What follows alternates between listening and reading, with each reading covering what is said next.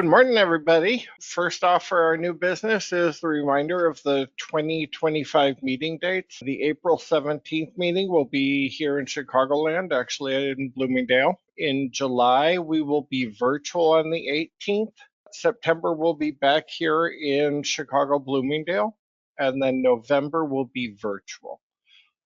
Again, everybody is welcome to attend, just need to reserve a space. Even for the local ones, we do ask that everybody reserve a seat since we have the event catered with food.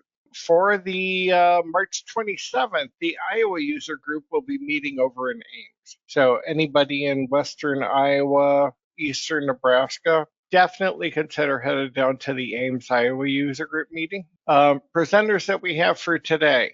Myself and Fred will actually be moderating. We're not presenting. This is kind of weird. Matt Rogers, Mark Pyle, and Eddie will be visiting from eBiz Charge, kind of going over cash collecting. Barb Hemme is going to go over AR and AP tips and tricks. She's been a controller and using the software probably a good 25 years. So I'm going to say she's learned a lot in those years and is able to help us out. Jose Gomez will be doing a presentation on rest and function. So for all of our nerds out there, we can definitely get into some programming.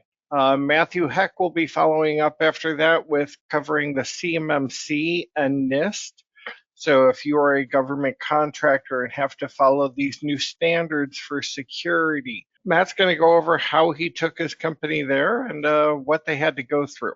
After that, Christine Fierce will be going over current kinetic issues in the software that I know everybody is joining on the bandwagon trying to get Epicor to fix, but there are a few that you want to make sure you know about these. Finally, for our Stump the Chump, we're going to have a panel group, which is every one of the presenters is going to sit in and field questions from the audience.